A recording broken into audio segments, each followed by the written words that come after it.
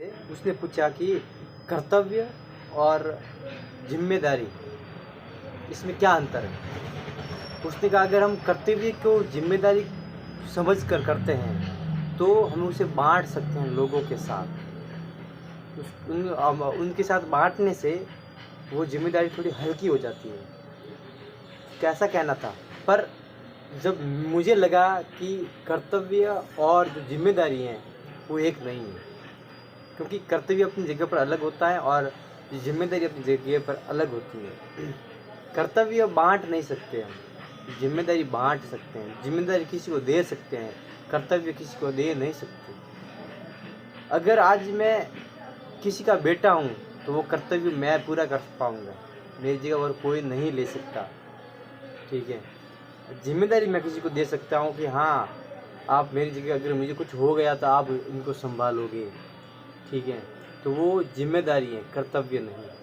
कर्तव्य हम बांट नहीं सकते और बांटना भी गलत होता है। लोग समझते हैं कि वृद्धा आश्रम में भेजकर अपने माँ बाप को उनको वो वहाँ पे खुश रहेंगे, पर उनकी जिम्मेदारी भी है और कर्तव्य भी है कि वो अपने साथ रखें उनको, अपने पेरेंट्स को। पर बहुत सारे लोग ऐसे हैं जो अपने पेरेंट्स को वृद्धा आश्रम में भेजते हैं, ओल्ड हाउसेस में भेजते हैं और उन्हें वहीं रखते हैं, खुद अपनी बीवी और बच्चों के साथ खुश रहते हैं। ये टोटली गलत मुझे लगता है, क्योंकि जिन्होंने हमें जन्म दिया, जिन्होंने हमें पाला, हम उनके साथ ऐसा व्यवहार तो नहीं कर सकते, खासकर भारत के अंदर। नहीं, ऐसा नहीं लगता और ऐसा होना भी नहीं चाहिए। आप ही सोचो ना, क्या ऐसे लोग नहीं हैं आपके आसपास? बिल्कुल हैं, पर डर इस बात का रहता है कि एक्चुअली लोग ना कुछ ज़्यादा ही वो उनको चढ़ गया है भूत, हम दो हमारे दो के, तो वो अलग होना चाहते हैं। उनको उनके पेरेंट्स की खिटपिट उनको ख़राब लगती है, जबकि उनके पेरेंट्स की जो खिटपिट होती है उनसे कई गुना ज़्यादा उसकी बीवी की होती है या उसके खुद की होती है। मैं किसी को विशेष रूप कर टिप्पणी नहीं करना चाहता हूँ, पर ये रियलिटी है हमारी इस समय में। लोग हम दो हमारे दो और अपने पेरेंट्स को आश्रम में जाने दो, इस पर चलते हैं। हम दो हमारे दो और अपने पेरेंट्स को आश्रम में जाने दो। क्या बात है, अच्छी लाइन बोली। तो इस पर लोग चल रहे हैं, लोग की मानसिकता ये होती जा रही है। अगर उनको कोई समझाने वाला मिल जाए तो वो उसको बोलेंगे चल चल हट, मुझे समझाएगा तू मुझे। ये मानसिकता उनकी रहती है। अगर ये मानसिकता उनकी ऐसी ही रही तो कभी ना कभी क्यों ना पास्ट में जो होता आया है वो फिर दोहरा हो उसका, और जब उसका पास्ट का जो जब दोहरा होगा तो शायद बहुत मुश्किल से वो गुजरेंगे, क्योंकि हमारे पास वो एज नहीं है उस सहन शक्ति का जो हम सहन कर पाए। हमारे पास सहनशीलता है ही नहीं। हम पूरी तरह से एक्सट्रोवर्ट हो चुके हैं, जिसे मैं कहूँ एक्सट्रोवर्ट का मतलब ये मत समझना कि बोलने में, हर चीज़ को लेके, छोटी सी चीज़, बड़ी से बड़ी चीज़, हर चीज़ को तुरंत रिस्पॉन्ड करना, ये कभी कभी गलत भी हो सकता है।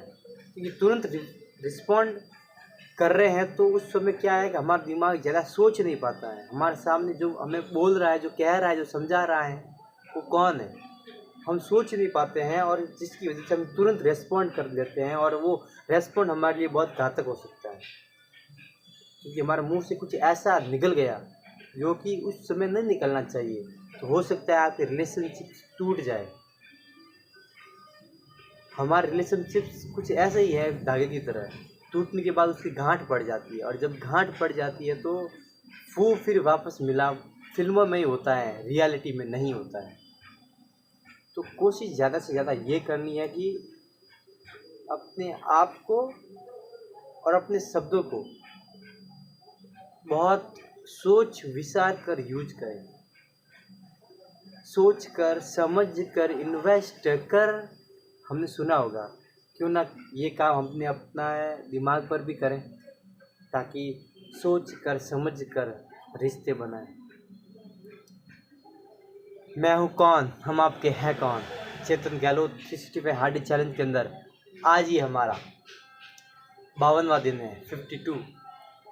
और आज हमने बात करी वृद्धाश्रम की समराइज करना चाहूँ तो लोग हम दो हमारे दो और पेरेंट्स को आश्रम में जाने दो की नीति अपनाए हुए हैं।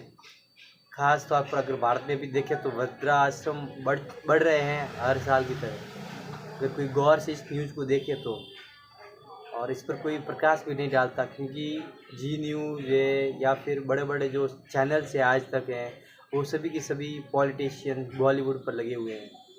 उनको कुछ फ़र्क नहीं पड़ता कि वृद्धाश्रम में क्या हो रहा है, अंदर कैसे वो रहते हैं, क्या समस्या आने पर उनको छोड़ते हैं अपने पेरेंट्स को। एक्चुअली देखा जाए ना तो जो यूथ है अभी का, वो भी पहले अलग था, अभी अलग है, जिसमें मैं भी आता हूँ। पर मुझे मेरे संस्कारों ने बांध रखा है, उनको भी उनके संस्कारों ने बांध रखे हैं, पर संस्कार अलग हो सकते हैं। जैसे कि हमारा ब्लड ग्रुप होता है A B positive B negative, उसी तरह संस्कारों के भी ग्रुप होते हैं। संस्कार वहाँ से मिलेंगे जहाँ पर आपका ग्रुप होगा, और जैसा आपका ग्रुप होगा तो आपका ग्रुप कैसा है, आपका ग्रुप कैसा है, इस पर फिर कभी बात करेंगे। मिलते हैं नेक्स्ट वीडियो के अंदर, तब तक के लिए स्टे कनेक्टेड, स्टे कन्फ्यूज। जय हिंद, टाटा, बाय बाय।